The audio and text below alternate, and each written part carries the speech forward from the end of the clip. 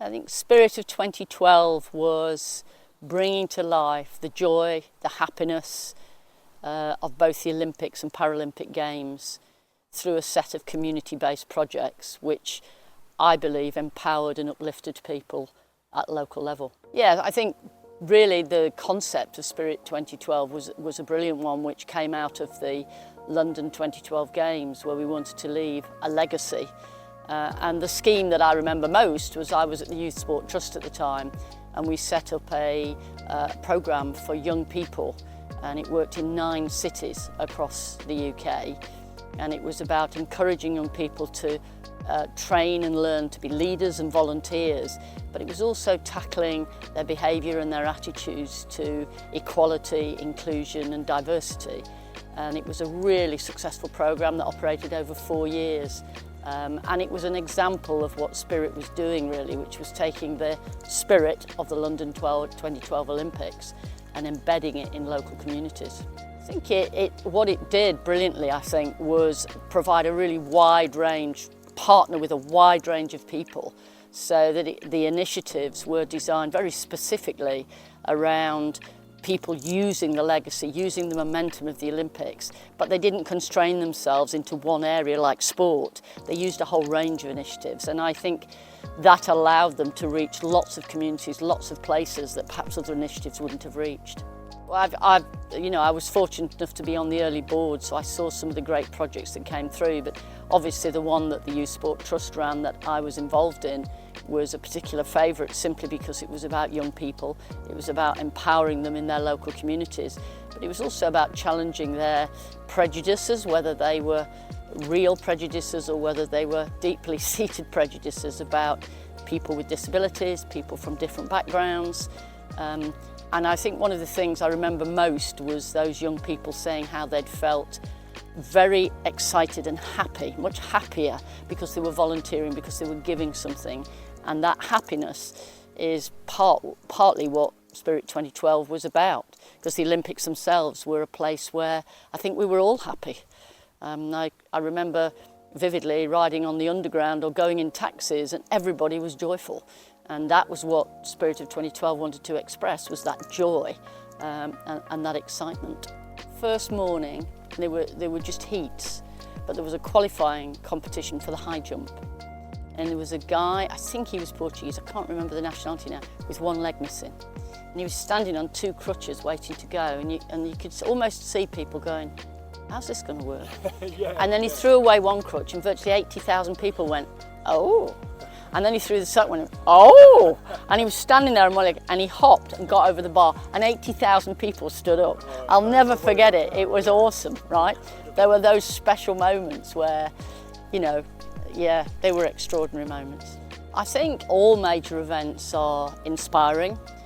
My learning from London 2012 and the one I implemented when we had the Euros at the Football Association was that legacy needs a lot of preparation before the event so that you can turn inspiration into participation.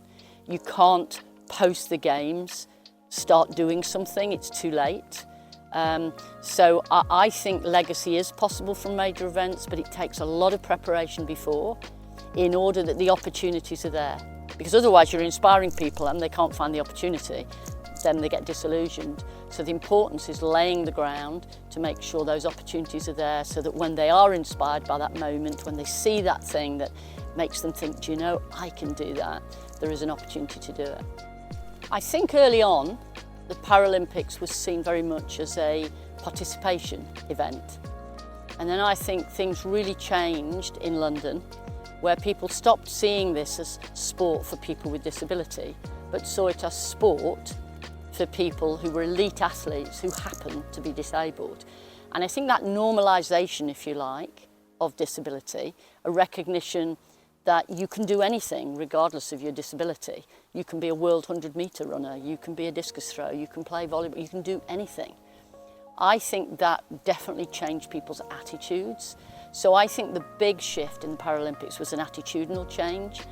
Whether we built on that well enough, I think Spirit tried to do that, but whether we did nationally, I'm not so sure. But definitely, it's that attitudinal shift that you see, where you see great athletes performing at the highest level who have disabilities that none of us could sort of imagine, let alone probably live with day to day. Should London go for the 2040 Olympics? Well, I think there was an enormous amount of scepticism about London 2012. There is a huge financial cost. However, there's also a massive regeneration of that part of London, which has been sustained, which is fantastic. You know, all of the facilities that were built for the Olympics were thought through in legacy terms and have been sustained. Do I think it's a good thing to do? Yes, I do. I'm not sure what price you put on national pride or unity. I'm not sure what price you put on giving young people a chance to see that people can make their dreams come true, regardless of where they start in life. I don't know that there's a figure that you could put to that. And I know people argue about the expense of it, but for me, 2012 proved that this country loved that experience and that we were uplifted as a nation and that our athletes performed brilliantly. And I think 2040 would be a great opportunity to bring those same feelings back to our nation. Well, I think in terms of facilities, again, we'd look for an area of regeneration that investment could change the lives of people in those communities. But for me, if we were to do it again, I would plead with anyone and everyone involved to build a coherent, good legacy programme 2 to 3 years ahead of the Games, so that when people are inspired by the Games, which they will be, when those young people look for that opportunity, it's there. So for me, yes, we should do it. Yes, I think it's worthwhile, but we must build this time a coherent, well thought through legacy programme that ensures we do translate inspiration into participation.